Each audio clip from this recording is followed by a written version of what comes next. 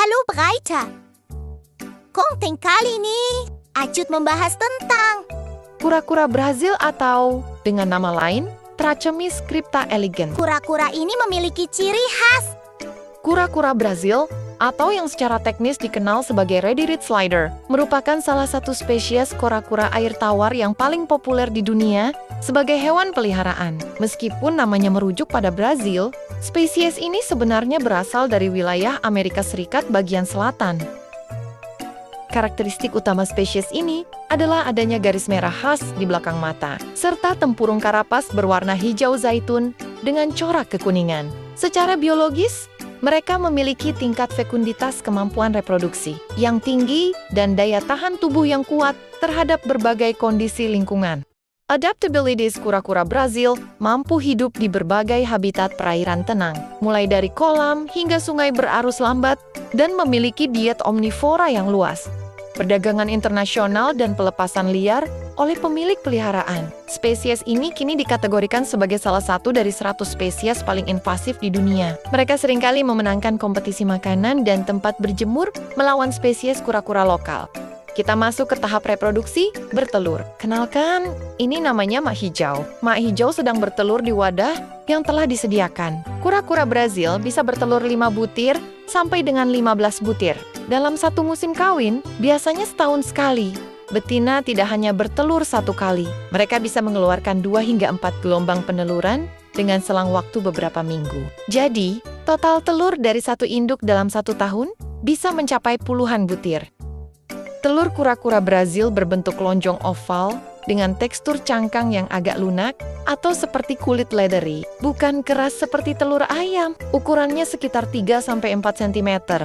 Breeder perlu menekankan bahwa tidak semua kura-kura bisa langsung dikawinkan kema tengen fisik. Pastikan betina sudah berukuran minimal 15-20 cm. Jika terlalu kecil, ada resiko egg binding telur, tersangkut nutrisi.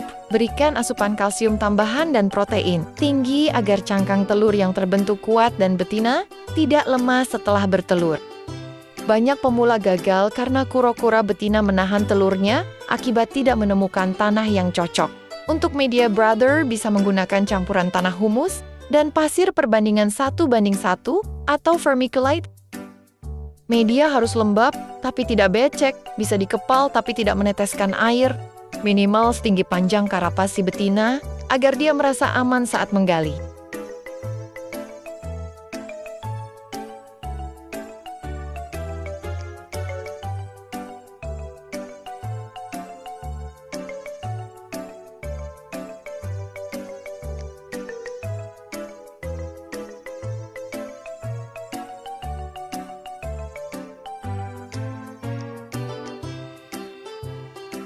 Breeder. Saatnya Acut akan membahas tentang proses sebelum inkubasi.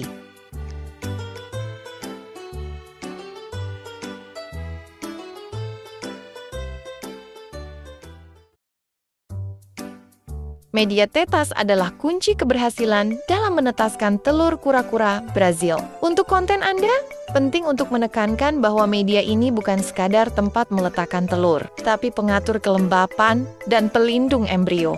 Ada 3 bahan utama yang paling sering digunakan oleh profesional. 1. Vermiculite paling direkomendasikan. Mineral alami yang sangat baik menahan air dan tidak mudah berjamur. Bentuknya seperti serpihan emas atau coklat. 2. Perlite. Butiran putih mirip styrofoam. Sangat bagus untuk aerasi aliran udara, tapi tidak menahan air sebaik vermiculite. Sering dicampur dengan vermiculite. 3. Pasir steril atau tanah humus. Opsi paling murah dan mudah dicari, namun risiko jamur dan bakteri lebih tinggi. Jika tidak disterilkan, dipanaskan terlebih dahulu.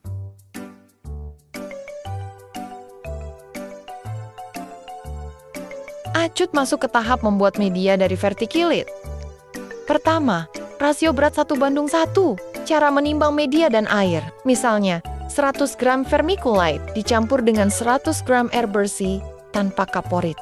Kadang banyakin lagi vermiculite-nya agar menggumpal. Kedua, harus diuji kepal.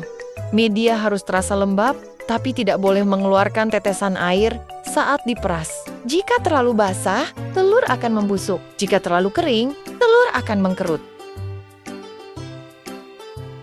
Setelah media siap, waktunya breeder masuk ke tahapan persiapan inkubasi telur, lap lembut telur apabila media telur kalian berasal dari tanah. Kemudian kalian center untuk dilihat fertil atau tidak vertikal, dengan bahasa lain dibuatin atau tidak dibuahi. Apabila pas di center belum nampak uratnya aliran merah sehalus benang, maka jangan terburu-buru. Kalian bisa simpan dulu di kotak inkubasi. Ketika 10 sampai dengan 14 hari, silahkan cek kembali.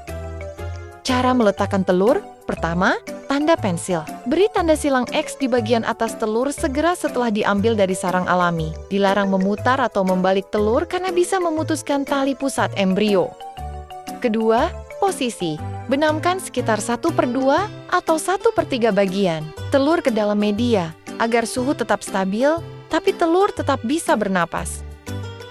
Ketiga, beri jarak minimal 1-2 cm antar telur, agar jika ada satu telur yang busuk atau berjamur, tidak cepat menular ke telur di sebelahnya. Wadah inkubasi. Gunakan wadah plastik transparan seperti Tupperware berry, beberapa lubang kecil ditutupnya untuk sirkulasi oksigen. Tutup wadah membantu menjaga kelembapan di angka 80%.